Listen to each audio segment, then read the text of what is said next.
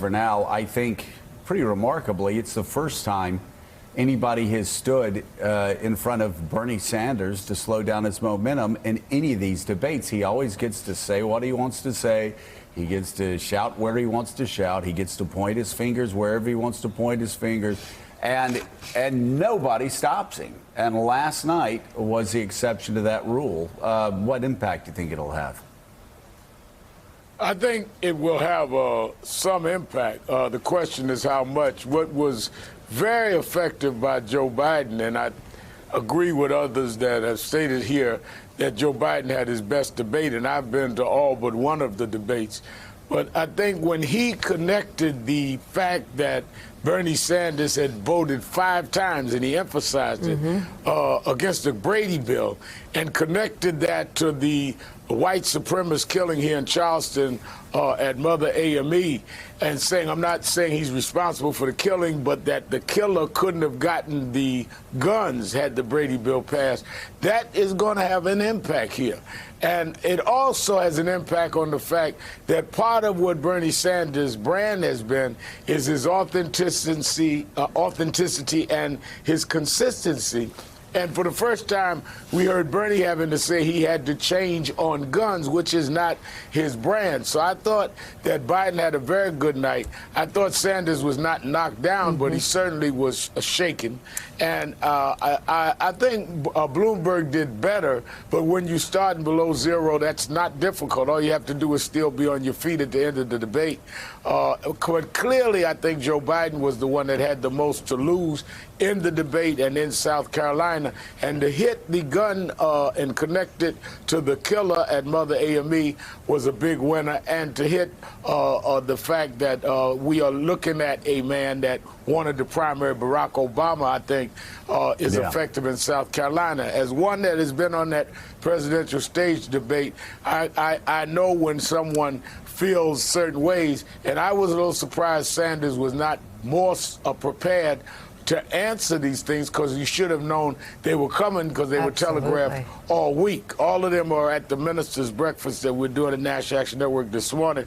I hope he comes this morning with an answer, because a lot of people, that was the talk afterward on, I didn't know that about Sanders. How does he respond to this stuff? He didn't last night. Well, you know, and as John Hyland said, it's on tape. He thinks somebody should primary Barack Obama. He was thinking about primarying Barack Obama, and he's just not telling the truth. And so it is, he is going to have to come up with an answer for that actually lines up with what's on tape, or it's going to cause him problems in South Carolina. Hardball's Chris Matthews left us his analysis after the debate from the Spin Room last night in Charleston. Hi, Joe and Meek. I'm here in the Spin Room about an hour after last night's debate. And I have to tell you, it was Biden's big night. I think I started saying that. Everybody else seemed to agree with me. He was very much in it. He was being funny. He used his time properly. He asked for more time. First time ever, he insisted on more time. He ignored the moderator. But then at one point he said, I'm a Catholic school kid and I obey the teacher. That was pretty funny. I thought that he had the best night, clearly. I thought that Elizabeth Warren was very tough on Mike Bloomberg, very tough, going after him on the NDA issue. Said he told a woman who was pregnant to kill it. She repeated that. She did it again here afterwards in the Spin Room. Very strong stuff. Went after him on redlining, etc.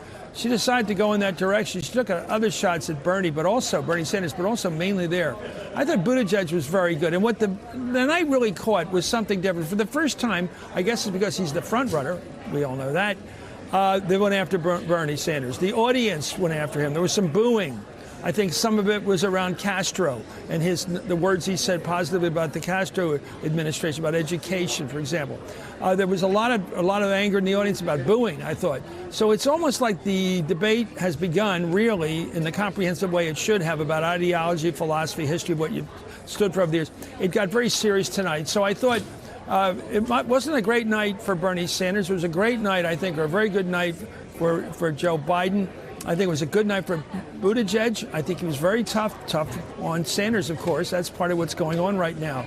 It may be a turn in the road. We'll see. If Biden wins this Saturday, maybe there's still a fight here we're going to see in the weeks ahead, especially on Super Tuesday. Biden could pick up 3 or 4 other states if he wins here with the large black populations in the Deep South. It's all possible, but I still think Bernie has got it in California and places like that where they've been voting for weeks now. This is a race in which Bernie's the leader, no doubt about it. Back to you. Yep. Thanks for checking out MSNBC on YouTube, and make sure you subscribe to stay up to date on the day's biggest stories. And you can click on any of the videos around us to watch more from Morning Joe and MSNBC. Thanks so much for watching.